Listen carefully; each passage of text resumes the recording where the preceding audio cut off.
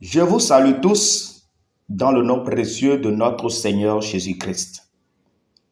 Bienvenue dans notre première session de la formation d'être disciple de Christ. Et dans le but de transformer votre communauté en une église formatrice de disciples. Alors cette formation concerne les pasteurs, les évangélistes, les prophètes, les docteurs. Cette formation concerne les leaders, les responsables à divers niveaux. Cette formation concerne des chrétiens qui veulent être disciples de Christ et qui veulent transformer d'autres personnes en disciples de Christ. C'est à ces personnes strictement qu'est concernée cette chaîne, est concernée ces enseignements qui seront donnés sur cette plateforme. Alors, dans cette première session, nous allons parler de 4 raisons pour lesquelles il est strictement important d'accomplir la grande commission. 4 raisons pour lesquelles la grande commission doit être accomplie. Alors, premièrement, je vais tout d'abord vous parler d'une histoire avant d'aller sur ces 4 raisons importantes pour lesquelles nous devons accomplir la grande commission. Un homme qui s'appelle Bob a 2 filles. Et quand elles étaient jeunes, comme la plupart des enfants, elles ne se souciaient pas trop de ramasser les jouets et habits. Occasionnellement, la femme de Bob dirait à sa fille aînée, « Daniel, va nettoyer ta chambre. » Et Daniel allait dans sa chambre, ramassait une chaussure ici et un jouet là, et les mettait de côté. Puis elle retournait jouer. Après, quand la femme de Bob entrait dans la chambre de Daniel, elle trouvait des habits, des jouets et autres choses partout dans la chambre.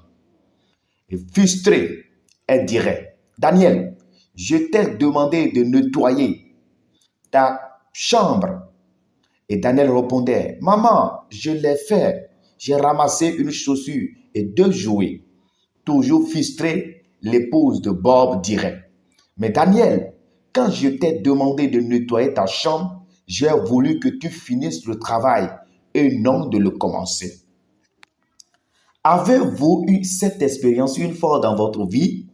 Avez-vous déjà demandé à un enfant, à un ami ou un membre de l'église de faire quelque chose juste pour le faire fonctionner quelques minutes, quelques heures, quelques jours et s'arrêter sans avoir fini? Comment vous êtes-vous senti? À quoi avez-vous pensé quand vous êtes rendu compte qu'il s'est arrêté sans avoir terminé le travail? Si la tâche n'était pas si importante, peut-être vous vous êtes juste senti frustré. Si elle était importante et que vous étiez le responsable, vous vous êtes peut-être senti abandonné ou désespéré. Peut-être que vous étiez même fâché. Néanmoins, comment vous vous sentirez si les vies des gens ou les saluts éternels dépendaient de l'accomplissement de la tâche? Qu'en est-il si cette tâche est inachevée, était la grande commission que Christ a ordonnée à ses disciples? Comment pensez-vous qu'il se sent?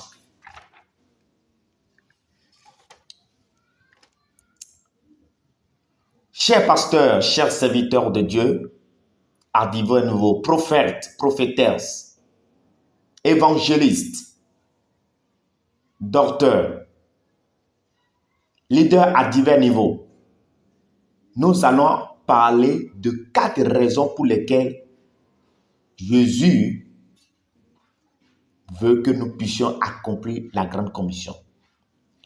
La première raison est que Jésus nous a ordonné d'accomplir la grande commission. Dans Matthieu chapitre 28, versets 19 à 20, Jésus dit, « Allez, faites de toutes les nations des disciples, le baptisant au nom du Père, du Fils et du Saint-Esprit. Et enseignez-leur à observer tout ce que je vous ai prescrit. Et voici, je suis avec vous tous les jours jusqu'à la fin du monde. Jésus nous a ordonné d'accomplir la grande commission. Maintenant, si Jésus a donné cet ordre, que pensez-vous qu'il voulait dire? Pensez-vous qu'il voulait dire que nous y travaillons juste pour un peu de temps? Jusqu'à quel point pensez-vous qu'il voudrait qu'une personne œuvre? Si vous aviez donné cet ordre, qu'auriez-vous entendu par cela? Jésus a déclaré que ceci comme un ordre. Il s'attend à l'obéissance. Chers pasteurs, chers serviteurs de Dieu, Jésus, ce qu'il veut de vous, c'est l'obéissance à cet ordre. L'obéissance à cette recommandation qui est la grande commission. Dieu veut votre obéissance. C'est ce dont il attend de vous.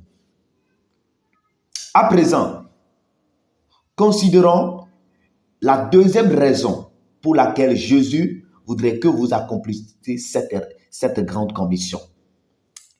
Jésus l'a promis. Il a promis que la grande commission serait accomplie. Nous avons dit que la première raison, Jésus nous a ordonné d'accomplir la grande commission. Il nous a envoyé d'aller accomplir la grande commission.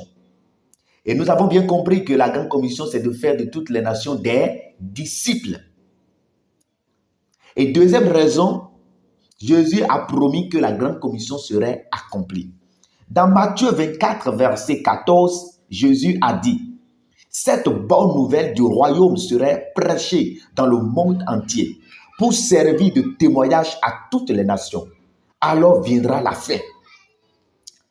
La grande commission telle que présentée dans l'évangile de Marc dit ceci: allez par tout le monde et prêchez la bonne nouvelle à toute la création. Marc 16, verset 15b. Marc et Matthieu partagent une idée. Ce que Marc décrit comme la grande commission, Matthieu rapporte comme une promesse qui se réalisera. Si Jésus promet que la grande commission serait accomplie, alors nous devrions être en train de chercher à achever le travail. Une troisième raison pour laquelle nous devons nécessairement accomplir la grande commission, c'est que les apôtres eux-mêmes ont entrepris d'accomplir cette recommandation du Seigneur. Nous avons peu d'archives sur l'œuvre des apôtres après la résurrection du Christ. Mais nous savons que les 12 disciples, y compris Matthias, et que Paul mourut dans des endroits partout dans le monde. La tradition de l'Église déclare que ces 12 hommes ont su que Jésus voulait qu'ils aillent aux extrémités de la terre pour accomplir la grande commission. Ils ont jeté le sort pour décider où ils iraient pour accomplir la tâche. Ils sont morts accomplissant la grande commission. Tous sauf Jean mourut comme des martyrs, considérés des endroits de leur décès. Pierre est mort à Rome, André à Achaïe, Jacques à Jérusalem, Jean de cause naturelle après torture à Éphèse, Philippe à Hiérapolis, Turquie, Nathanaël à Bakou, actuellement capitale d'Azerbaïdjan, Thomas à Madras, Inde, Matthieu et Matthias en Éthiopie, Jacques d'Alphée en Égypte, Jude et Simon le zélote en Perse, c'est-à-dire Iran, Paul à Rome. Le voyage au 1er siècle était difficile, bien-aimés. Chers serviteurs de Dieu, chers croyants en Jésus-Christ, le voyage au 1er siècle était difficile. Pourquoi ont-ils risqué autant? Pourquoi ont-ils voyagé si loin? Jésus leur avait donné un commandement: faites de toutes les nations des disciples. Et ils mouraient comme des faiseurs de disciples. nous leur devons une grande dette. C'est nécessaire qu'ils aient voyagé aussi loin de chez eux parce qu'ils essayaient d'accomplir la grande commission.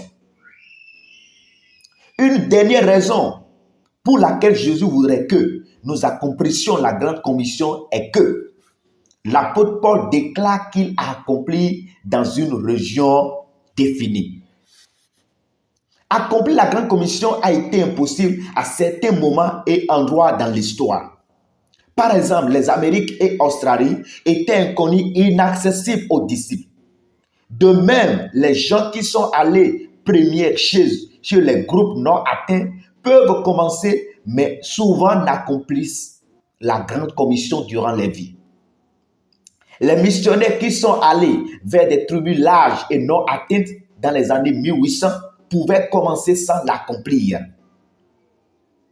Considérez qu'il manquait des moyens de communication de masse et des moyens de transport rapide que nous avons aujourd'hui, serviteurs de Dieu. Il serait injuste et injuste de dire que Paul était désobéissant parce qu'il n'a pas accompli la grande commission dans le monde entier. Il serait simplement injuste de blâmer William Carey et David Livingstone d'avoir échoué de l'accomplir en le temps. Il y a deux idées importantes à noter, chers serviteurs de Dieu, chers croyants en Jésus-Christ, chers responsables à divers niveaux. D'abord, Paul et les autres n'ont pas utilisé ces problèmes comme des excuses. Comme beaucoup le font aujourd'hui, beaucoup de serviteurs utilisent des excuses pour ne pas accomplir ce que le Seigneur les a commandé.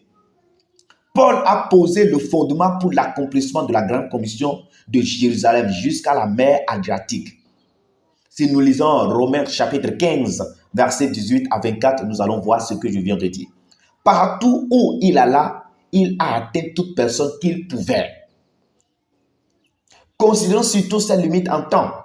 Voir Acte 20, versets 26 à 27.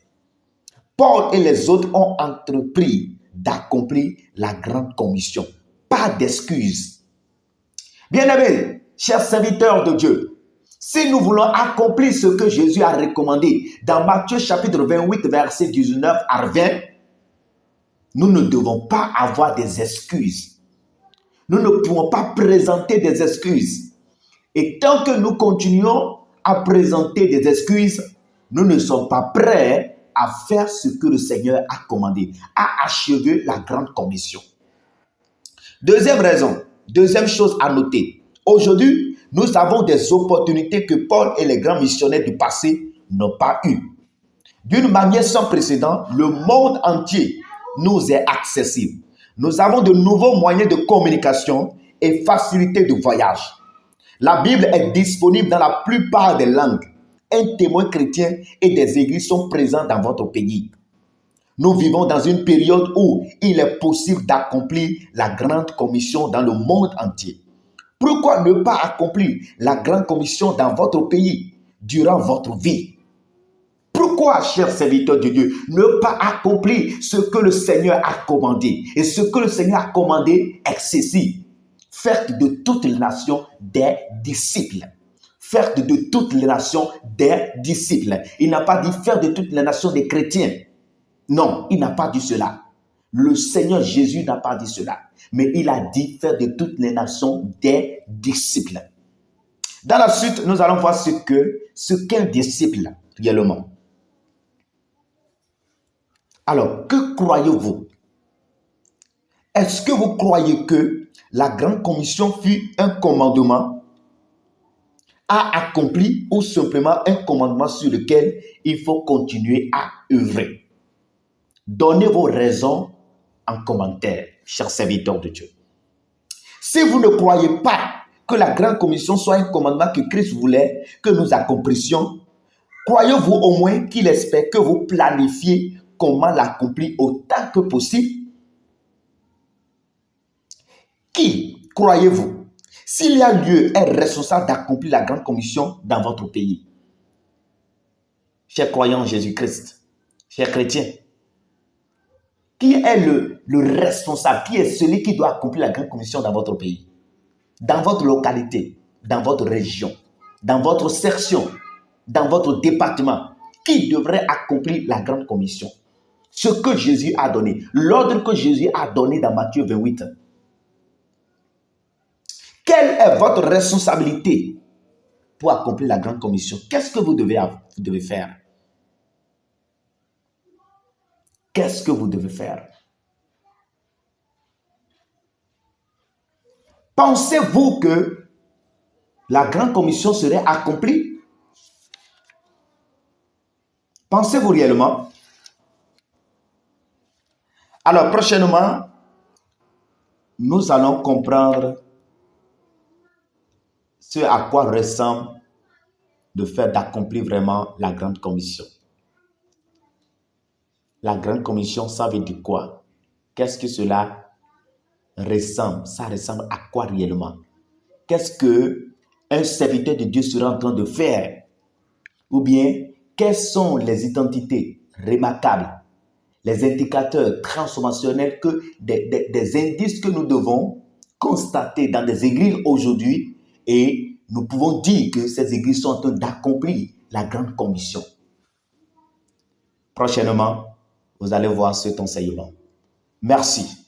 Continuez à penser par rapport à cet ordre de Jésus.